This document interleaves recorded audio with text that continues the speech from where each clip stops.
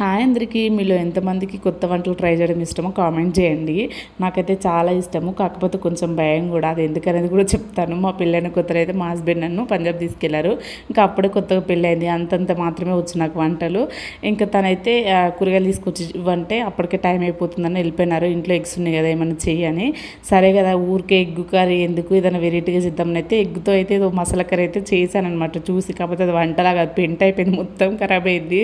అది నోట్లో కూడా పెట్టుకోలేనంత పొజిషన్కి వచ్చింది ఆ కర్రీ. ఇంకా అది వచ్చారు మా హస్బెండ్ వస్తే ఎక్కడ గోపడుతున్నాను, ఎక్కడెక్కడ పడేసి కడిగి పెట్టాను. తనకైతే ఎగ్ రైస్ చేసి పెట్టాను. ఇంకా తను రాగానే ఇంట్లో ఏదో స్మెల్ వస్తుంది ఏంటి అని అన్నారు. అంటే ఇట్లా కర్రీ చేశాను, మొత్తం ఖరాబ్ అయిపోయింది. యూట్యూబ్లో యూస్ చేస్తే అంటే సర్లే ఏం కాదులే పడేసిన, ఇంకా నయం నాకు పెట్టలేదు నువ్వు ఆ టేస్ట్ చూడమని అన్నారు.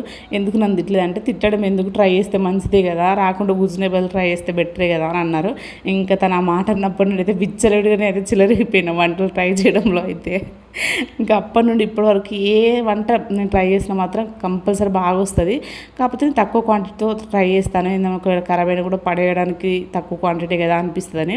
కానీ ఎప్పుడు ఖరాబ్ కాలేదంటే ఏం చేసినా పర్ఫెక్ట్ వస్తుంది అనమాట. ఇంకా నేను నైట్ పడుకునేటప్పుడైతే ఈ ఆలుగడ్డ శనగపప్పు కర్రీ అయితే చూశాను, రీల్స్ చూస్తుంటే కనిపించింది.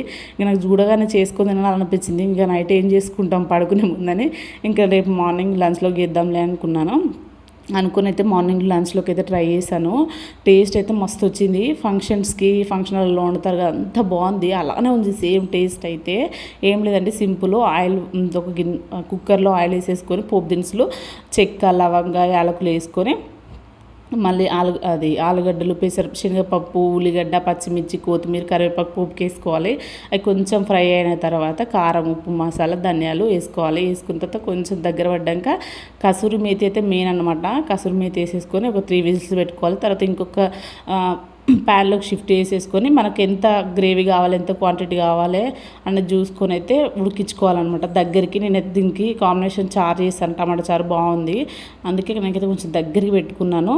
ఇంక ఇలా కొబ్బరి పేస్ట్, పచ్చి కొబ్బరి పేస్ట్ అని వేసుకోవచ్చు, ఎండు కొబ్బరి పొడి అని వేసుకోవచ్చు. ఇవి 2 మెయిన్ ఇంగ్రీడియంట్స్ అనమాట. కసూరి మేతి ఒకటి, ఈ ఎండు కొబ్బరి, పచ్చి కొబ్బరి పేస్ట్ అయినా కంపల్సరీ వేసుకోండి. దీంతో టేస్ట్ మొత్తం చేంజ్ అవుతుంది.